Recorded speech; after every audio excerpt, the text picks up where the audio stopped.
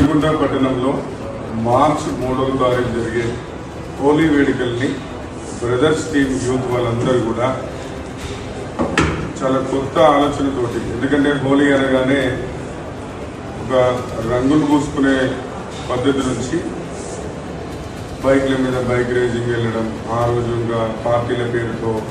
కుటుంబ సభ్యులు కూడా ఇబ్బంది పడేటట్టు, ఎక్కడైనా ప్రమాదాలు జరిగితే కూడా ఆ కుటుంబాల పరిస్థితి ఎంత దీనంగా ఉంటుందో అవన్నీ పరిస్థితులను కూడా వీళ్ళు చూసుకొని బ్రదర్స్ టీం వాళ్ళు కొత్తగా జమ్మికుంట ప్రభుత్వ డిగ్రీ కాలేజ్ మైదానంలో విత్ పర్మిషన్ తోటి, no entry fees, no alcohol, no eggs, స్వచ్ఛమైన రంగులతోటి మంచి హోలీ వాతావరణాన్ని ఎవరికి ఇబ్బంది కాకుండా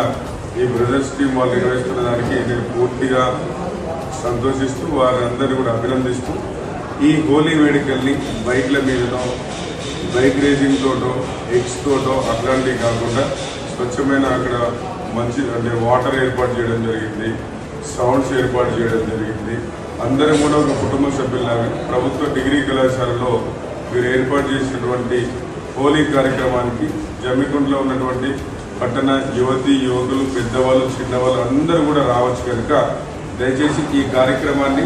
వీళ్ళు తీసుకున్న మంచి నిర్ణయానికి మనమందరం మద్దతు తెలుపుతూ ఈ కార్యక్రమాన్ని విజయవంతం చేయాలని చెప్పి కోరుకుంటున్నాను. మీ మలుగు ప్రశాంత్ కుమార్, జమ్మికుంట నుంచి.